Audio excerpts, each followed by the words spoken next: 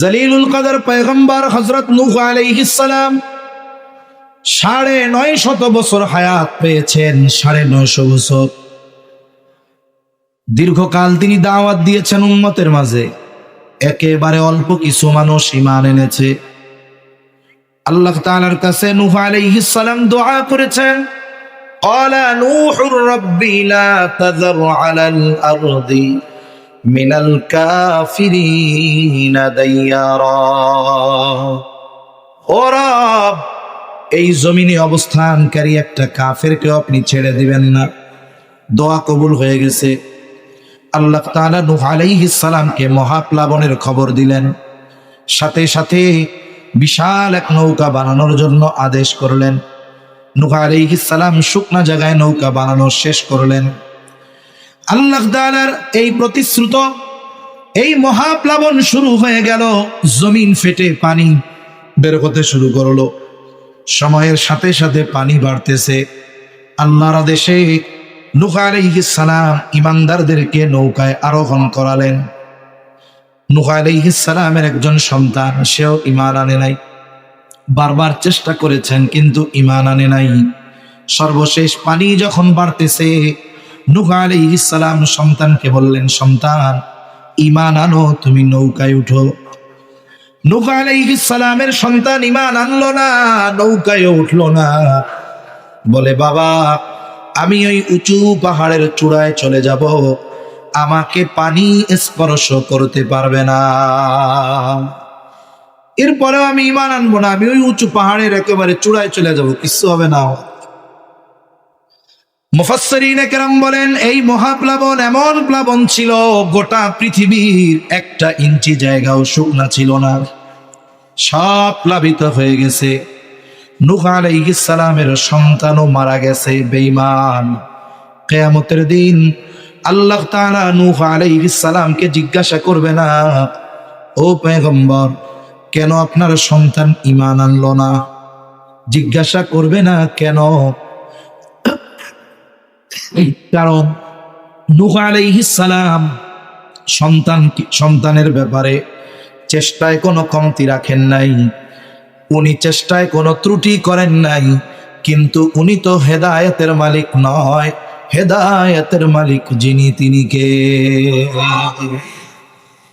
কোন নবী রাসূল হেদায়েতের মালিক নয়, হেদায়েতের মালিক আল্লাহ। তাহলে আল্লাহ কিয়ামতের দিন কি দেখবেন? আল্লাহ দেখবেন এইটা যে আমি আমার সন্তানকে জাহান্নাম থেকে বাঁচানোর জন্য যা দরকার এই বিষয়গুলো বাস্তবায়ন করার ক্ষেত্রে আমি আপনি চেষ্টা কতটুকু করেছি, এটা আল্লাহ দেখবেন। নবীজি সাল্লাল্লাহু আলাইহি ওয়াসাল্লাম বলেন, কুল্লুকুম রাঈনা ওয়া কুল্লুকুম মাসউলুনা আন রাঈয়াতিহি। নবীজি বলেন, তোমরা প্রত্যেকেই দায়িত্বশীল, প্রত্যেককে তার দায়িত্বের ব্যাপারে জিজ্ঞাসা করা হবে। আমাদের অধীনস্থদের মধ্যে অন্যতম হলো সন্তান।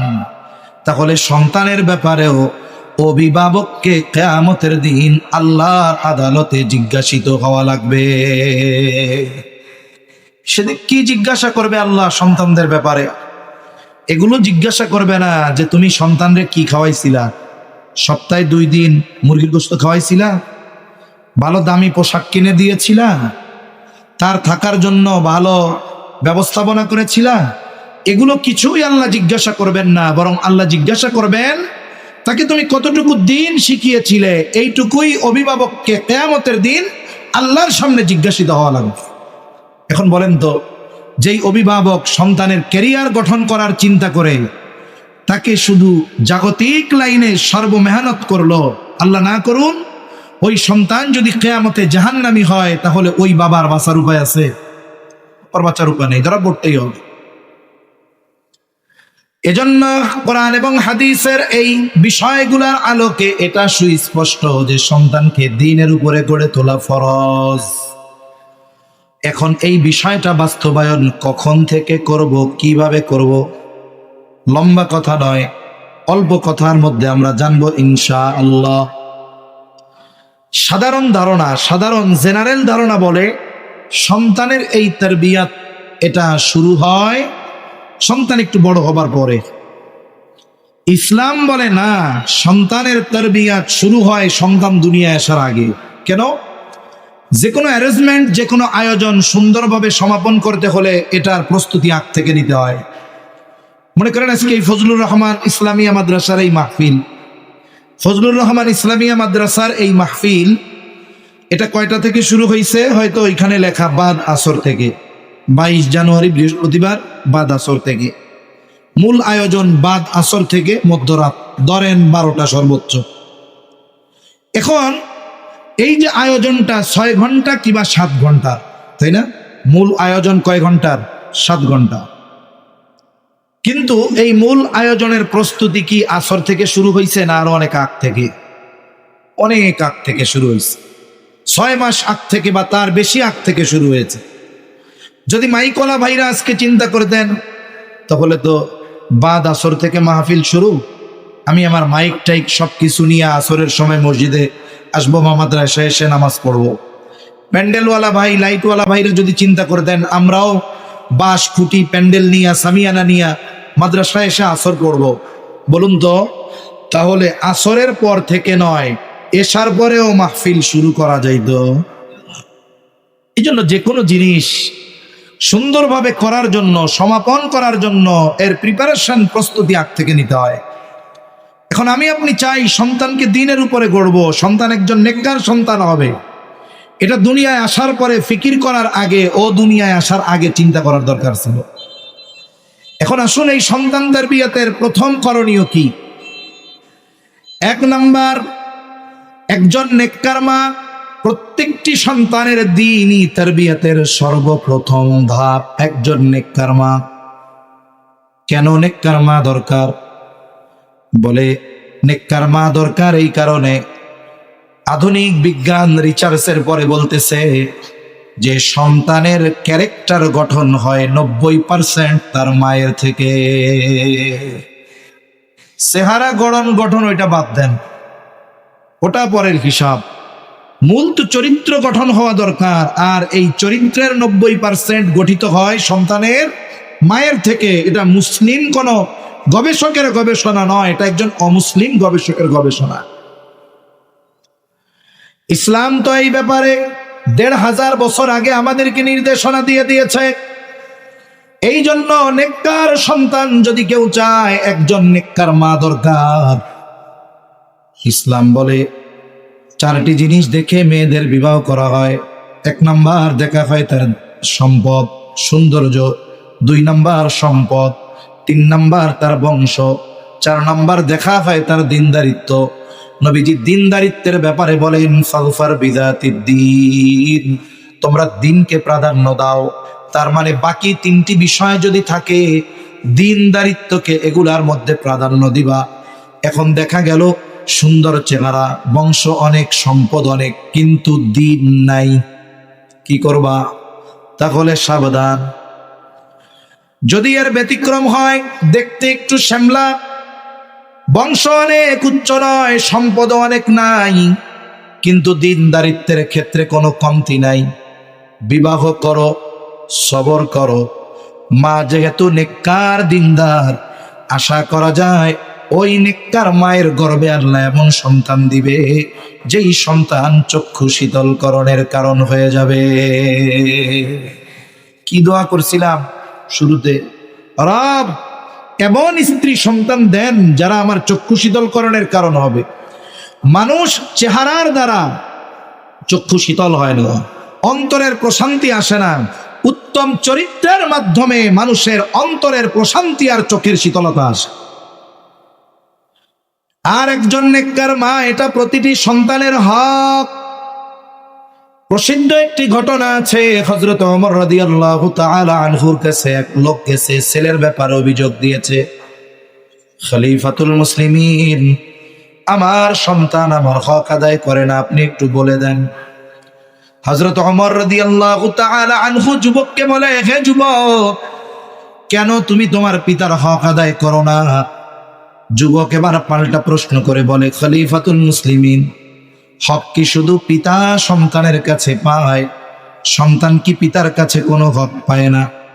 হযরত ওমর রাদিয়াল্লাহু তাআলা আনহু মৌলিক কয়েকটি হকের কথা বলেছেন। এর মধ্যে সর্বপ্রথম যেই হকের কথা তিনি বলেছেন যে প্রত্যেকটা সন্তানের তার পিতার কাছে প্রথম ও প্রধান হক হলো একজন নেককার মা। একজন নেককার মা, এটা সন্তানের হক। কেন? কারণ সন্তানের চরিত্র গঠন হবে কার থেকে? মায়ের থেকে। আধুনিক বিজ্ঞান আরো অবাক করা বিষয় বলে সন্তান যখন মায়ের গর্ভে আসে ওই সময় থেকে নিয়ে মার চিন্তা চেতনা, মায়ের কথার আওয়াজ, যখন বাচ্চা মার পেটে শ্রবণ শক্তি পায়, মায়ের কথা শুনে, মা যদি কোনো কথা শ্রবণ করে সেই কথাগুলো পেটের বাচ্চা শুনতে পায়। এজন্য আমেরিকার এক ডাক্তার উনি প্রেগন্যান্ট মহিলাদেরকে নিয়ে এক সেমিনারে বলছেন যে আপনি আপনার সন্তানের ব্যাপারে যেমনটা আশা করেন, এই সন্তান যখন মায়ের পেটে থাকবে আপনার পেটে, আপনি ওই কাজগুলো করবেন। কেন? বলে আপনার এই অ্যাক্টিভিটিস, এটার প্রভাব সন্তানের উপরে পড়বে। প্রত্যেকটা মা সন্তান যখন গর্ভে আসে সে মনে মনে একটা নিয়ত করে, আশা করে। দুনিয়ামুখী মানুষগুলো দুনিয়ার বিষয় আশা করে, নেককার মানুষগুলো নেক সম্পৃক্ত বিষয় আশা করে। উনি বলতেছে যেহেতু মুসলিম, আপনি যদি চান আপনার সন্তানের কণ্ঠ সুন্দর হবে, সে গায়ক হবে, তাইলে আপনি বেশি বেশি গান গাইবেন। যার কণ্ঠ ভালো তার গান শুনবেন। আপনি যদি চান সন্তান ভালো অভিনেতা হবে, তাইলে যার অভিনয় আপনার পছন্দ এটা দেখবেন। বলুন তো, সন্তান যদি, মা যদি গান শুনে তাহলে সন্তান যদি গায়ক হয়, মা যদি সিনেমা দেখলে সন্তান নায়ক হয়, তাইলে মা যদি কোরআন পড়ে জিকির করে ওই সন্তান কোরআনওয়ালা আল্লাহওয়ালা হবে কি হবে না? মায়ের কাজের প্রভাব সন্তানের উপরে পড়ে। এক বুজুর্গের ঘটনা আমরা শুনতাম, কুতুবউদ্দিন বখতিয়ার কাকি রহমাতুল্লাহ আলাই।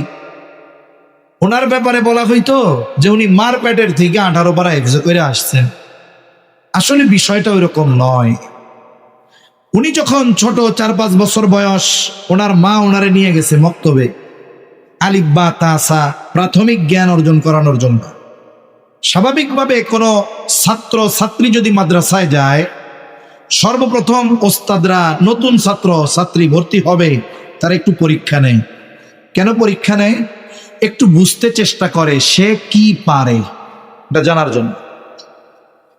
ওস্তাদ ওনারে প্রথমে পরীক্ষা করার জন্য বলতেছে, পড়ো আউযু বিল্লাহি মিনাশ শাইতানির রাজীম, বিসমিল্লাহির রহমানির রহিম।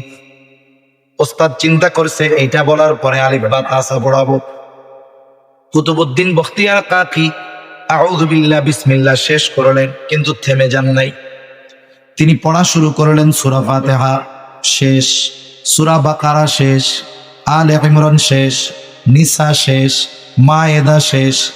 একের পর এক শেষ করতে করতে পড়তে পড়তে 18 পারায় গিয়া উনি স্টপ হয়েছেন। ওস্তাদ মাকে উদ্দেশ্য করে বলে, আপনি কারে আলিফ বা তাসা শিখাইতে নিয়ে আসছেন? আপনার ছেলে দেখি 18 পারা হাফেজ, তাহলে আপনি কি সন্তানকে বাসায় এগুলো শিখিয়েছেন? কুতুবউদ্দিন বখতিয়ার কাকির মা বলে, না না, আমি তাকে এইগুলা শিখাই নাই, তবে শুনাইছি। উনি বলতেছেন, আমার এই সন্তান যখন আমার পেটে আসছে, সে দুনিয়ায় ভূমিষ্ঠ হওয়ার আগ পর্যন্ত কত শত হাজার বার আমি তাকে এই 18 পারা তিলাওয়াত করে শুনাইছি। পেটে থাকা অবস্থায় তার হিসাব নাই, আমি তিলাওয়াত করেছি। বিজ্ঞান কি বলে? বিজ্ঞান বলে যখন মায়ের গর্ভে সন্তান শ্রবণ শক্তি পায়, মা যেই কথাগুলো বলে, যেই কথাগুলো শোনে, সব কথা ওই গর্ভের সন্তান শুনতে পায়। এরপরে সন্তান ভূমিষ্ঠ হলো। আমার পবিত্রতা অর্জন হবার পর থেকে এই পর্যন্ত আমি আমার সন্তানকে কত হাজার বার এই 18 পারা তিলাওয়াত করে শুনিয়েছি, তার হিসাব নাই। এইবার ওস্তাদ বলতেছে, তাহলে বুঝতে পেরেছি মায়ের মুখে তিলাওয়াত শুনতে শুনতে আপনার সন্তান 18 পারার হাফেজ হয়ে গেছে।